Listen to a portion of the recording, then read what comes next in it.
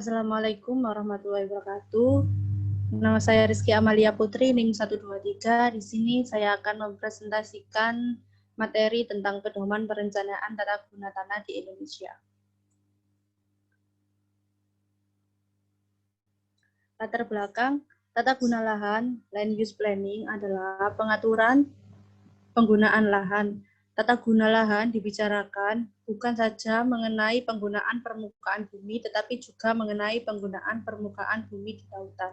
Tata guna lahan menurut Undang-Undang Pokok Agraria adalah struktur dan pola pemanfaatan tanah, baik yang direncanakan maupun tidak, yang meliputi persediaan tanah, peruntukan tanah, penggunaan tanah, dan pemeliharaannya. Rumusan masalah yang pertama, apa asas-asas tata guna tanah? Yang kedua, bagaimana model tata guna tanah di Indonesia? Tujuannya yang pertama mengetahui asas-asas tata guna tanah, yang kedua mengetahui model tata guna tanah di Indonesia.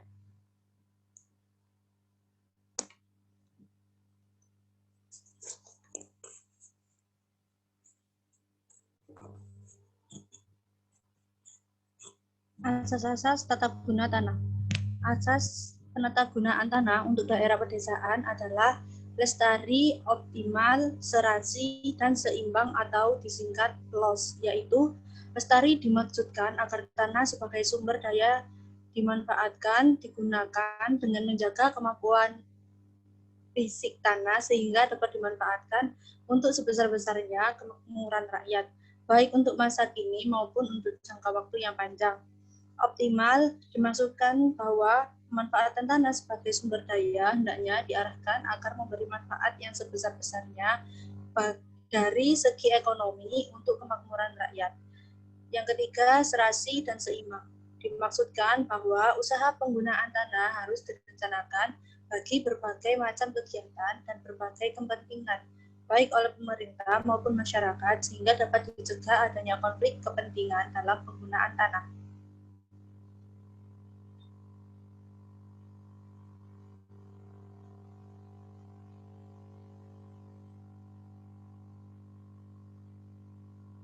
Asas penatagunaan tanah untuk daerah perkotaan adalah aman, tertib, lancar, sehat, disingkat ATLAS, yaitu aman. Dalam pelaksanaan penggunaan tanah untuk pembangunan kota harus mampu mewujudkan suasana aman. Yang kedua, tertib. Kegiatan yang dilaksanakan dalam pembangunan dapat berjalan secara teratur, terkendali, dan tertib di bidang pelayanan, penataan wilayah perkotaan, lalu lintas, hukum tertib, administrasi, dan sebagainya. Yang ketiga, lancar. Menggunakan tanah perkotaan harus dapat menciptakan suasana yang lancar dalam komunikasi, transportasi, dan pelayanan. Yang terakhir, sehat. Dalam menggunakan tanah perkotaan harus mampu menjamin masyarakat dari pencemaran sehingga tercipta suasana yang sehat, baik jasmani maupun rohani. Kendala kapasitas produksi pangan nasional. Yang pertama, model tertutup zoning, model terbuka, dan model penggunaan. Model tertutup zoning sendiri, penggunaan tanah ini sulit diterapkan karena peruntukan penggunaan tanah telah ditetapkan sebelum ada kebijakan penggunaan tanah. Hak atas tanah dan penggunaan tanah yang telah ada dikesampingkan. Yang ketiga, mendorong timbulnya spekulan tanah. Yang keempat, kondisi tanah atau keadaan tanah sering tidak mendukung. Yang kelima, kesulitan dalam memperoleh tanah kosong. Yang terakhir, perkembangan wilayah sering tidak merata. Kelebihan model zoning adalah lingkungan tertata dengan baik, penggunaan tanah tidak tumpang tindih, dan biaya untuk menetapkan model zoning tidak begitu mahal.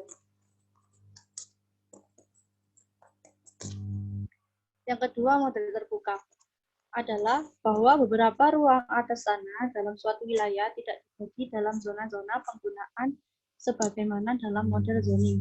Tetapi pelaksanaan kegiatan pembangunan disesuaikan dengan kondisi tanah.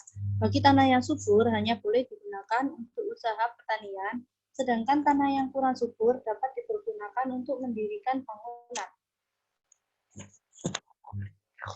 Yang ketiga, model penggunaan. Model penggunaan yang mengabdi pada pembangunan dalam model penggunaan tanah Maka perencanaan dan penggunaan tanah mengikuti keperluan kegiatan pembangunan, sehingga penggunaan tanah sesuai dengan arah kebijaksanaan pembangunan serta model penggunaan tanahnya secara berencana.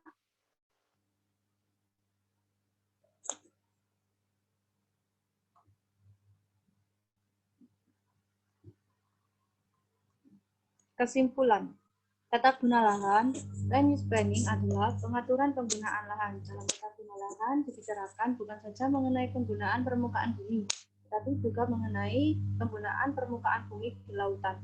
Tata guna lahan menurut Undang-Undang Pokok Agraria adalah struktur dan pola pemanfaatan tanah, baik yang direncanakan maupun tidak, yang meliputi persediaan tanah, peruntukan tanah, penggunaan tanah, dan pemeliharaannya.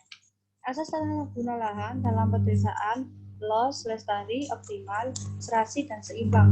Asas tata guna lahan di perkotaan yaitu atlas, aman, tertib, lancar, sehat. Penata gunaan tanah di Indonesia memakai model penataan campuran antara model tertutup, zoning, model terbuka, dan model penataan yang mengabdi pada pembangunan. Sekian presentasi dari saya. Kurang lebihnya mohon maaf. Wassalamualaikum warahmatullahi wabarakatuh.